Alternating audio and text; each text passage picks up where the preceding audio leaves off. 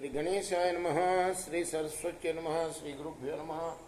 భక్తులరా, వ్యాస మహర్షి రచించిన మహాభారత ఇతిహాసం యథాతథంగా చెప్పుకున్నాం. ప్రతి శ్లోకం దాని అర్థం. ఇందులో భాగంగా నిన్నటి వరకు మనం ఆదిసభారణ్య విరాట ఉద్యోగ భీష్మ ద్రోణ కర్ణ శల్య సౌప్తిక స్త్రీ పర్వాలనే 11 పర్వాలు పూర్తి చేసాం. 18 పర్వాల్లో 12వదైన శాంతి పర్వంలో కూడా 317 అధ్యాయాలు పూర్తి చేసి 318వ అధ్యాయంలోని 54వ శ్లోకం వరకు చెప్పుకున్నాం. ఈ రోజున 55వ శ్లోకం నుండి కొనసాగిద్దాం. కొనసాగించే ముందు వ్యాస భగవాను ప్రార్థన చేసుకుందాం.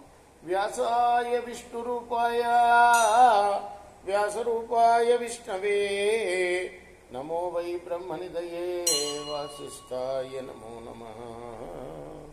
నారాయణం నమస్కృత్య నరం చైవ నరోత్తమం దేవీం సరస్వతిం వ్యాసం తతో జయముదీరయే. అంజనానందనం వీరం జానకీ శోకనాశనం కపీసముఖ్యం తారాం వందే లంకాభయంకరం. సదా నింబవృక్షస్య మూలాధివాసాత్ సుధాశ్రావిణం తిక్తమప్యప్రియంతం తరుం కల్పవృక్షాదికం సాధయంతం నమామీశ్వరం సద్గురుం సాయినాథం. సమర్థ సద్గురు సాయినాథ మహారాజ్ కీ జై.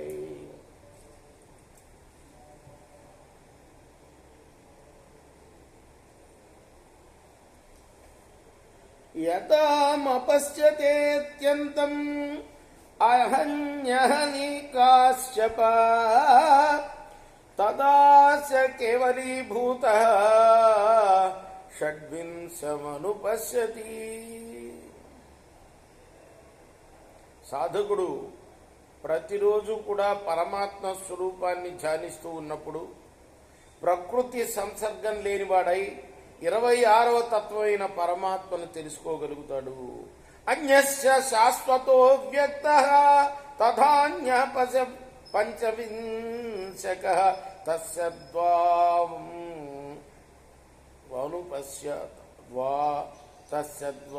ద్వావనుపశ్యేతాం తవేకమితి సాధవః. అజ్ఞాని అయిన మానవుడు ఆ ఆత్మ విషయంలో నిజాన్ని తెలుసుకోలేక సనాతనము అవ్యక్తము అయిన పరమాత్మ వేరు, పంచవింశతి తత్వరూపుడైన జీవాత్మ వేరు అనుకుంటాడు. సాధు పురుషులు ఆ రెండు ఒకడే అని భావిస్తారు. తేనైతన్నాభినందంతి పంచవింశకమచ్యుతం జన్మ మృత్యు భయాజ్యోగా సాంఖ్యాశ్చ పరమైషినః. జనన మరణ భయరహితులై పరమపదాన్ని పొందగోరే సాంఖ్యవేత్తలైన యోగులు జీవాత్మ పరమాత్మలు వేరు అనడాన్ని అంగీకరించరు. జీవేశ్వరులు అభిన్నులు అనే సాధుజనాంగీకారాన్ని కూడా వారు అభినందిస్తారు.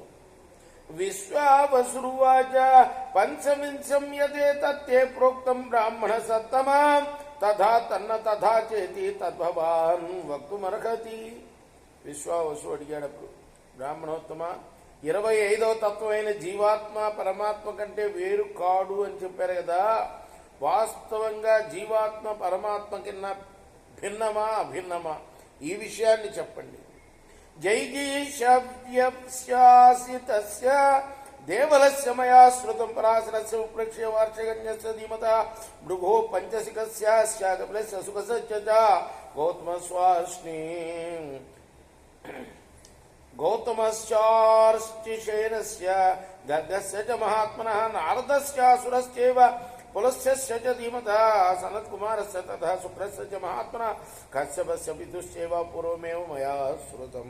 అన్ని ఋషుల పేర్లే ఇవన్నీ కూడా.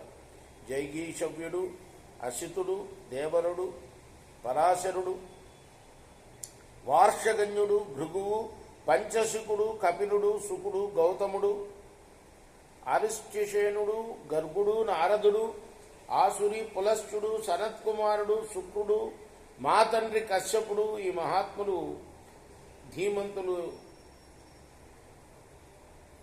వీళ్ళందరూ కూడా చెప్పగా పూర్వమే దీన్ని విన్నా నేను. తదనంతరం చ రుద్రస్య విశ్వరూపస్య ధీమతః దైవతేభ్య పితృభ్యశ్చ దైతేయేభ్యస్తతస్తతః ప్రాప్తమే తన్మయ అగ్రసనం వేద్యం నిత్యం వదంచుత. తర్వాత రుద్రుడు, విశ్వరూపుడు, ఇతర దేవతలు, పితరులు, దైత్యులు వీరి ద్వారా ఇంకా అక్కడక్కడ ఈ జ్ఞానం అంతా పొందాను. వారంతా తెలియవలసిన తత్వం పూర్ణమని నిత్యమని చెప్తారు. తస్మాత్ తద్వై భవద్బుద్ధ్య శ్రోతుమిచ్చామి బ్రాహ్మణ భవాన్ ప్రభర్క శాస్త్రాణం ప్రగల్భస్యాది బుద్ధిమాన్. బ్రాహ్మణోత్తమ, ఇప్పుడు ఈ విషయంలో మీ వివేకంతో అనుభవంతో నిర్ణయాన్ని వినాలి అని ఇప్పుడు నేను అనుకుంటున్నాను. మీరు విద్వాంసుల్లో శ్రేష్ఠులు, శాస్త్రాల్లో నైపుణ్యం గల పండితులు, మహామేధావులు కదా. నవా విదితం కించిత్ భవాన్ శృతినిధి స్మృత కథ్యతే దేవలోకే చ పితృడు ఏకే చ బ్రాహ్మణ. మీకు తెలియని విషయాలు ఏమీ లేవు. వైదిక విజ్ఞాన విధులు మీరు. దేవలోక పితృలోకాల్లో కూడా మీరు ప్రఖ్యాతమైన వారు. బ్రహ్మలోక గదాశ్చైవ కథయంతి మహర్షయ ఆదిత్యస్తవ భాషిత. బ్రహ్మలోకానికి వెళ్ళిన మహర్షులు మీ మహత్యాన్ని గురించి చెబుతూ ఉంటారు. తేజవంతమైన గ్రహాలకు అధిపతి నిత్యుడు, అదితి పుత్రుడు, సనాతుడైన సూర్యుని నుండి మీరు అధ్యయనం చేశారని విన్నా. సాంఖ్యజ్ఞానంతో బ్రహ్మన్ అవాప్తం కృష్ణమేవ తథైవ యోగ శాస్త్రం యాజ్ఞవల్క్య విశేషత.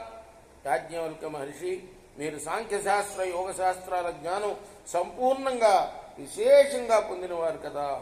నిస్సందిగ్ధం ప్రబుద్ధస్వం బుద్ధమానస్య చరాచరం శ్రోతుమిచ్చామి తజ్ఞానం ఘృతం మండమయంత యథా.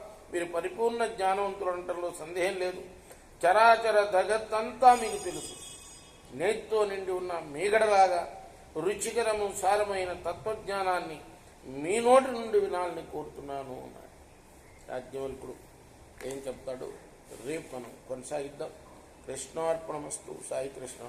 స్వస్తి ప్రజాభ్య పరిపాలయంతాం న్యాయ మార్గేణ మహిమేషాగో బ్రాహ్మణేభ్యో సంస్కృత్యం లోకా సమస్తా సుఖినో భవంతు. కృష్ణార్పణమస్తు. సాయి కృష్ణార్పణమస్తు.